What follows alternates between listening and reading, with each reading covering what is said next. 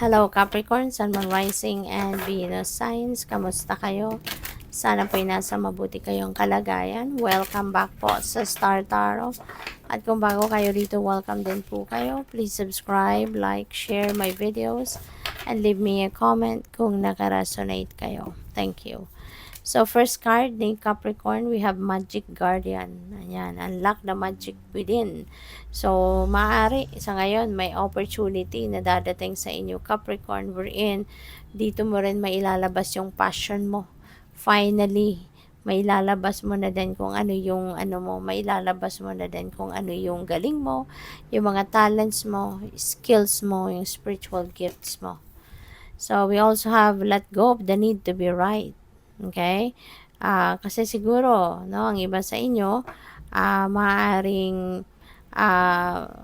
at all times, siguro talagang sinisikap mo sa sarili mo, no, na maging tama lagi ang sinasabi mo.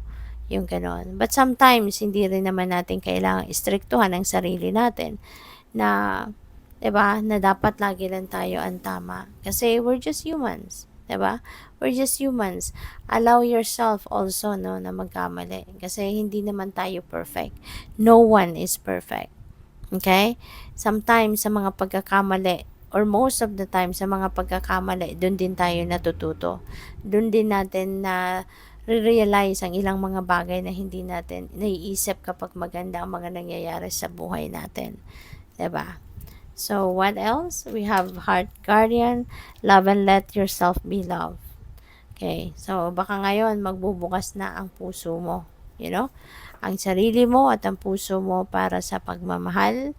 Maaaring you are ready to fall in love na sa ngayon, and or po pwede rin na you are also ready, no, to receive love from other people. O pwedeng ganun din ang ganap.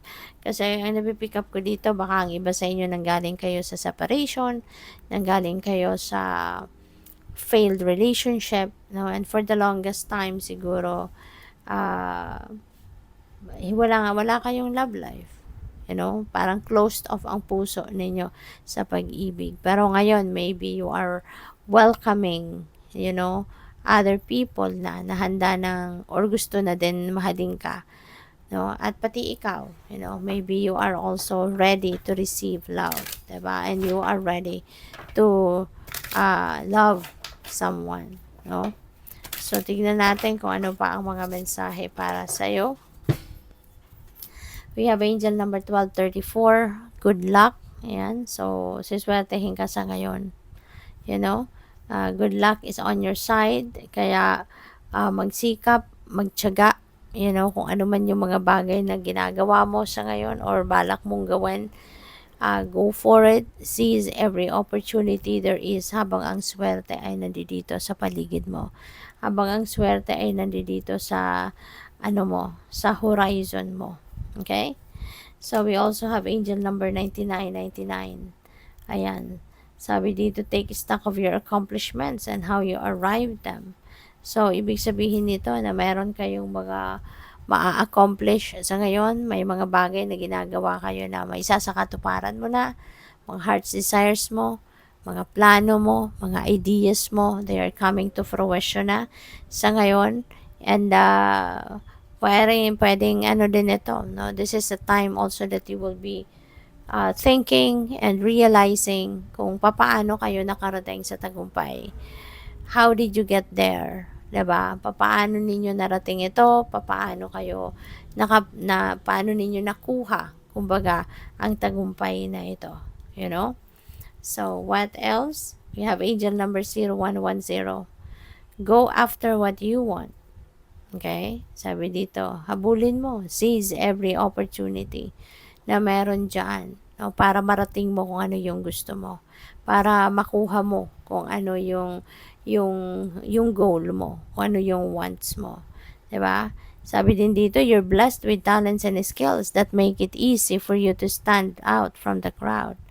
'Di ba? Kaya gamitin mo rin, no, yung inyong mga talents, skills mo, spiritual gifts mo.